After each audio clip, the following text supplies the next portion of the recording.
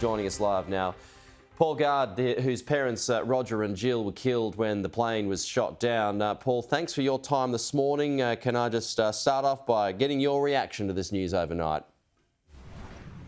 Sure. Good morning. Yes, it was a big day for us. It has been a long process, and obviously this trial is very important, mainly, I think, for establishing the facts of what happened and hopefully providing a disincentive for people who might be thinking about getting involved in these sorts of conflicts in future. Is it still a niggle, not complete closure, that the men are at large? They were tried in absentia, still wanted by Interpol, but the point being that they're not there? Well, I think the important thing is that the world can now see the evidence laid out. It's quite clear that these three men were primarily responsible for having that missile in Ukraine and shooting down the plane. Therefore, I think that even if they can't be put in custody, at least it sends a message that the world condemns this action and we hold them responsible. Sure, but I mean, is it still a frustration for you? I mean, I'm sorry to bring the mood down on a largely positive day for you, no doubt, but I mean, is it still a frustration that Russia won't give these guys up to face proper consequences? Well, to be honest, the thing that disturbs me more is the fact that the conflict's gone so far worse this year than it was even in 2014. We've seen a simmering conflict there for years, and then this year it's quite horrific what's happened in Ukraine. And I'd really hope that the focus remains on trying to find a peaceful solution to that conflict, because that's what brings me a lot of pain and grief that there are more innocent people being killed every day in this horrible war. How have you been coping, Paul?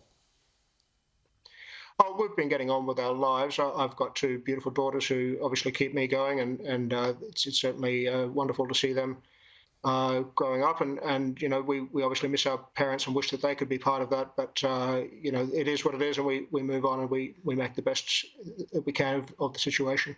How do you explain it to them? Yes, well, my daughter Emma is here with me in Amsterdam, and we've taken her to the memorial here and tried to explain to her what happened. It is difficult, obviously, for her to understand, and she's quite sad that she didn't get to meet her grandparents. But life is full of challenging things to overcome, and we feel for the Ukrainian people who are dealing with these sorts of grievous situations every day. Part of the conviction is that the three men have got to pay roughly 25 million Australian dollars. Will you get that? Do you expect to see that? I think the Dutch are going to pay that in the meantime, aren't they? Oh, look, I haven't really been looking into the compensation situation. It's not really something that we've been pursuing. Okay, but I mean, would you expect it? I'm sure it would be helpful moving forward. Oh, well, I doubt that they'll be able to get any money out of the Ukrainian and Russian, people who have been convicted. But if the Dutch government does provide money to families, then I'm sure that will be appreciated by many families. Right, but not, like you said, not so much a priority for you at this stage. It's more so sending the message that this is not to be tolerated and should not happen again. Yes, I think nothing will really replace our parents, obviously, so the most important thing that the trial has achieved is establishing the facts of what happened. So what do you do now, Paul? Well, there are still other processes going on. Australia is separately holding Russia accountable for bringing down the plane in the ICAO.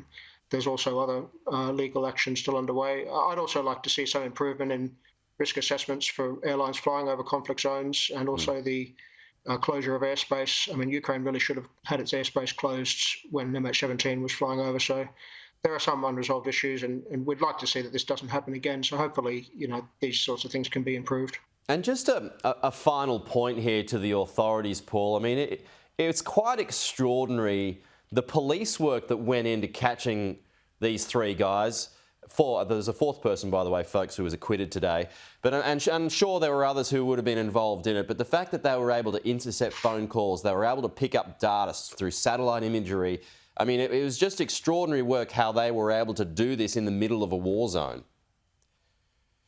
Yes, I think if there's any silver lining, it's that with the advent of mobile phones and lots of video cameras everywhere, there was a lot of evidence to implicate these people in what happened. And I think that the court has done a very good job of both piecing together that evidence and meticulously going through and establishing the facts and also the responsibility of these men. So I think I really appreciate, and we all appreciate, the efforts of the governments that have supported these proceedings in the court, and especially the Dutch government. The Australian government's also contributed, so we do appreciate those efforts that have been made on our behalf.